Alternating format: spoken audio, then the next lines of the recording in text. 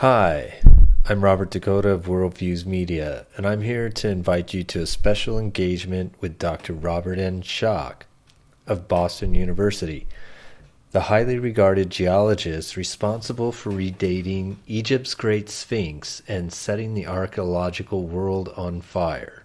Robert has done field research on a number of ancient cultures and will present his discoveries in this exciting two-part presentation March 4th through the 6th in Sedona at the Creative Life Center. We hope you will join ViewZ Media and Dr. Schoch in opening the doors to a greater understanding of life on our planet and unraveling the truth about who we really are. Come out and meet Robert and his wife Katie, world travelers and explorers of ancient sites and civilizations. Thank you for joining us, Robert, all the way from Boston. We're looking forward to hearing from you tonight about everything you have to share with us next week here in Sedona. Welcome. Well, thank you. It's really a pleasure to be speaking to you today via Skype, and I'm really looking forward to seeing you and everyone in Sedona next week, just about a week from now. I have been to Sedona a couple of times before, but never for any extended period. It's always been for conferences. Unfortunately, this will be fairly quick too, but I'm very much looking forward to getting back to Sedona to be able to talk about my research and also getting a chance to look at some of the rocks and particularly the petroglyphs in the Sedona area. So these will all be things that I'll be talking about that we can discuss, and I hope people come and see my presentations, but more than that, have a chance to talk to me, ask their questions. A lot of people, of course, know me from my work in Egypt, and I really came on the scene, I would say, with my redating of the Great Sphinx in the early 1990s. Some people may remember the movie that was on NBC, the documentary, I should say, on NBC called The Mystery of the Sphinx. It came out in 1993, has been aired many times ever since around the world. I've been told that tens of millions, maybe hundreds of millions of people have seen it over the years. Now, everyone should realize I am in that movie. I am in that documentary, but it was a younger me. That was back in 1993, and it was pre-beard. So if you see someone that sort of looks like me, but younger without the beard, that is me in The Mystery of the Sphinx. You mentioned it sort of set things on fire. What I was suggesting back then in 1993, based on the geology, based on the water weathering, based on the erosional features that are incompatible with the Sahara Desert that has been a desert for the last 5,000 years, and the Sphinx sits on the edge of the Sahara Desert along with the Great Pyramid and the other major pyramids of Giza. What I suggested was that no, the Sphinx, the oldest portions of the Sphinx, had to go back thousands of years earlier. And many people have now suggested that I effectively opened up a new possibility, a new way of looking at things, that in fact there was civilization, very sophisticated civilization thousands of years earlier than was supposed to have been the case, according to conventional archaeologists, according to conventional historians. And I was lambasted by my academic colleagues. I am a faculty member. I have a Ph.D. from Yale.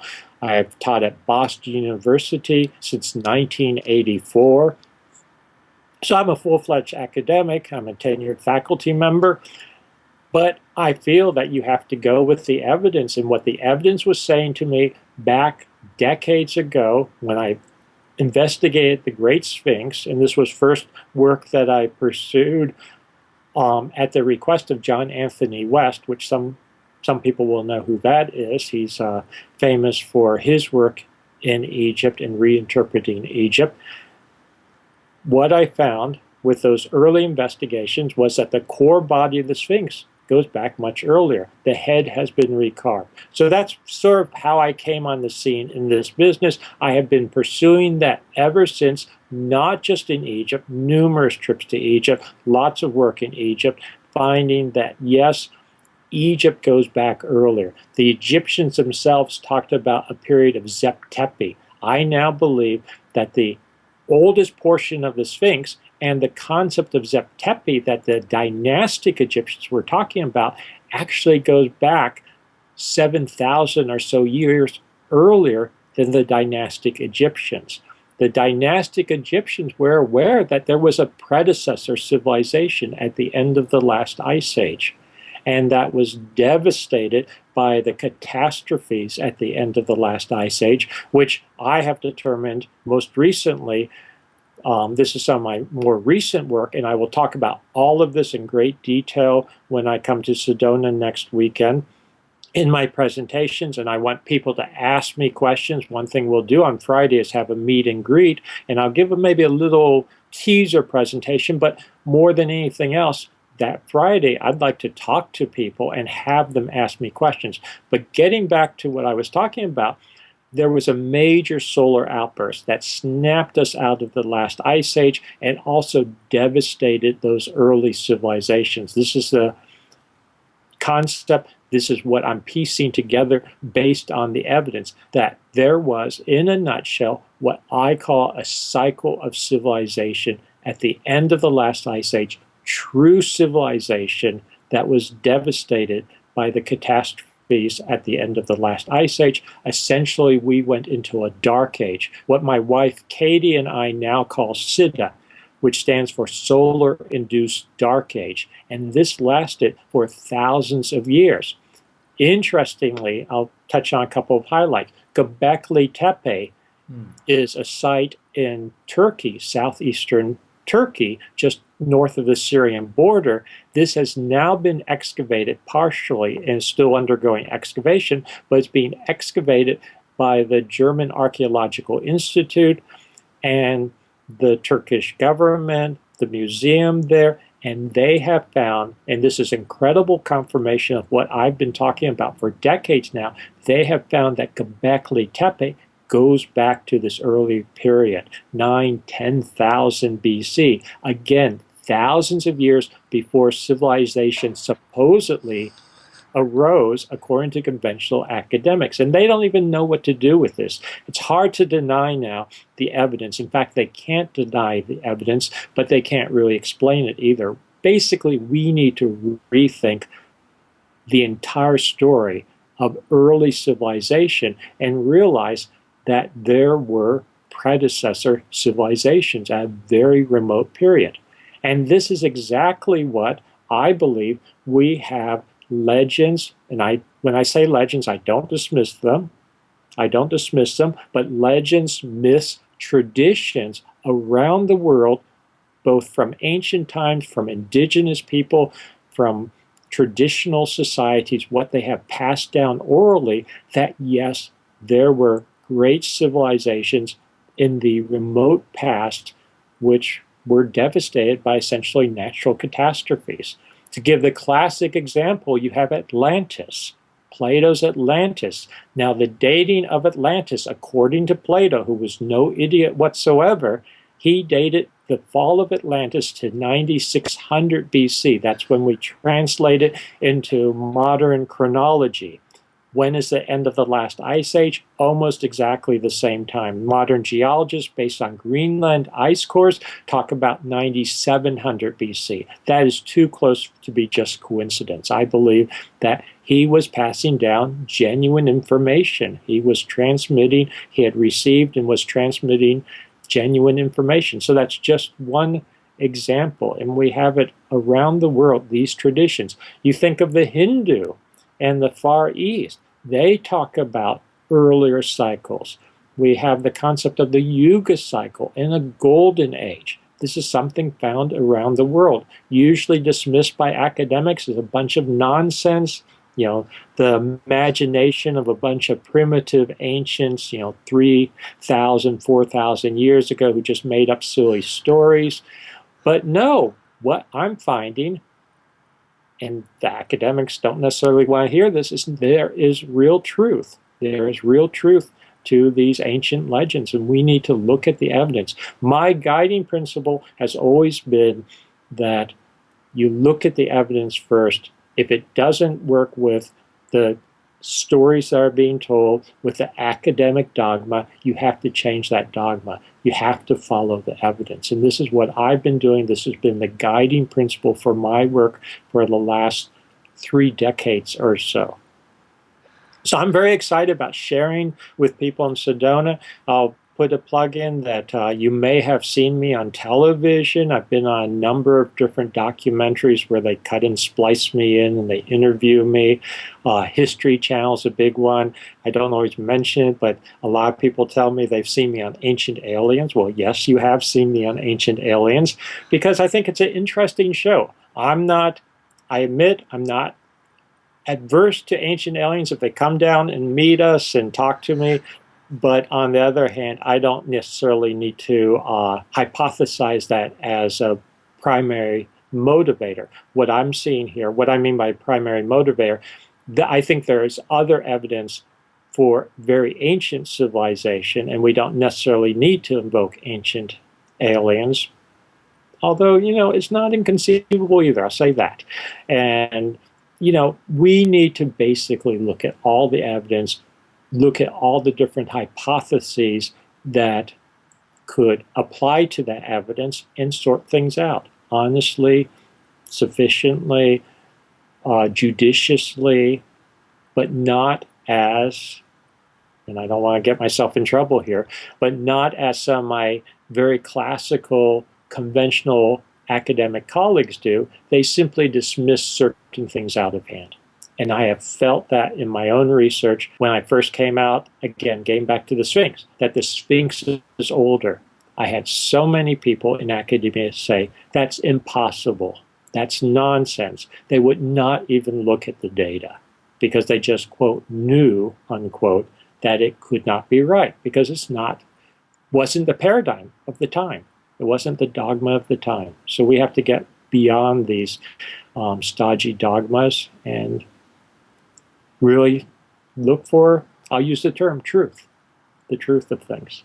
So I'm very excited, and I hope people will come, bring their questions, and I will be talking about all of this and much, much more, including petroglyphs and Sedona's area for petroglyphs. Something I've been studying over the last few years are petroglyphs in particular, because something else, and this is another part of the story, a lot of these petroglyphs, some of them are modern. When I say modern, I'm talking as a geologist. For me, 500 years is modern. But some of them go back a very long period, thousands of years. And in fact, from my research, some of the Sedona petroglyphs actually go back to the end of the last ice age. And what I've been finding, and what people like Dr. Anthony Perrott at Los Alamos National Laboratory, who has also been working in tandem with this type of material, he's been finding independently that some of these petroglyphs, these very ancient petroglyphs, actually help to record the story of what happened at the end of the last ice age. They're actually people recording what they saw in the sky during a major solar outburst that ended the last ice age, and would have been incredibly terrifying just to see these weird things in the sky, these weird shapes in the sky, but also would have caused devastation on the surface of the Earth because you're changing climate very dramatically. In high latitudes, for instance, you are melting glaciers almost instantaneously. You've got rising sea levels. You're putting incredible amount of moisture into the atmosphere that came down as torrential rains. You had flooding. People had to go underground to escape into caves. And a lot of this, if you start thinking about the evidence and what was happening geologically, then you tie it in with legends and stories and myths. They tie right together. There's been work independent of me, and I say that because it's good when there's confirmatory work. There's been recent work, for instance, with Australian Aborigines, as an example, demonstrate, lo and behold, their legends seem to record geological events in incredible detail going back thousands and thousands of years, in some cases 12,000 years or so. So these oral traditions are not to be dismissed lightly. they have to be taken very seriously. And I think we see that in the Sedona region and tie in with the petroglyphs. I'll talk about Easter Island. Easter Island is an incredible site. Katie and I actually were married there. We love it on a personal level, but it ties in with the story too, because they, for instance, have the Rongo Rongo script, which ties in with the petroglyphs and ties in with this bigger picture of what was happening to these ancient civilizations. And you have the huge moai, the big statues with the heads and torsos looking to the sky of all things. In fact, they say that, yes, that's how they were carved, to be looking toward the sky. So we have all these different aspects and all these different correlations around the globe pointing to this earlier cycle of civilization. And I think it's very important, very telling, and it's not just interesting, in my opinion, that, oh, you know, these ancient people, and it's sort of neat to learn about them. I honestly think they have something to tell us. They have real knowledge to relate to us. I think in many cases, they understood things that we do not understand well to this day. They had a different level, and I hate to use the term because it sounds cliche, but they had a different level of consciousness, a different level of spirituality.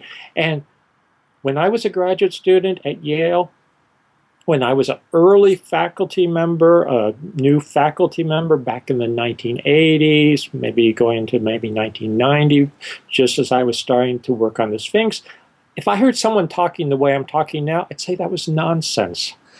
But I have been studying this now for decades. I have really gotten into, I think, as well as most people can, into the psyche, and I hate to say, I don't want to sound the wrong way, but better than most people have, because I've really been studying the psyche of the ancient people, the traditional cultures, and they have something to tell us. They have information for us that is of value. Also, they survived, or they experienced, should we say, cataclysms and catastrophic changes, solar outbursts, climate changes, things that we have no clue about because they haven't happened for thousands of years. So this is also from a very pragmatic point of view. Look at our society today. We have a wonderful society. We have a wonderful culture, a civilization, but it's based on technology, period. Really, when it comes right down to it. Not spirituality, not deep philosophical implications. It's sort of, and again, I don't want to knock our civilization, but it's lopsided. And I think we could get more of a balance by studying these ancient people, these ancient cultures. Also, we are incredibly vulnerable, I believe, with our sophisticated technology. It's fine when it's working properly, but if we should experience what happened at the end of the last ice age, something like that, what would happen to our technology? What would happen to our civilization? These are also topics we can talk about. So a lot to talk about, a lot that I'm excited about presenting when I come to Sedona, and I'm just looking forward to seeing old friends from Sedona and meeting lots of new people. And I probably said too much, but I'm really passionate and excited about this. If I could put a plug in, Forgotten Civilization is the book to look for. My book, Forgotten Civilization, subtitle, The Role of Solar Outbursts in the Past and Future. But again, we'll be talking about all of this in a week in Sedona, and I hope everyone will join us. We're really looking forward to you joining us, Robert, and thank you so much for taking the time to share what's going on with you and what we're going to get to experience when you come here in a week. And it's going to be a lot of fun. I'm just so looking forward to it. I am too, and Katie too. My wife, Katie, some people have met her before. If not, they'll get a chance to meet her. And I've got to say too, she is as into this, as involved with it as I am. She's become a real collaborator and part of the story, should we say. So we're really looking forward to it, and we're really looking forward to meeting everyone and seeing, as I said, old friends in Sedona and meeting new people.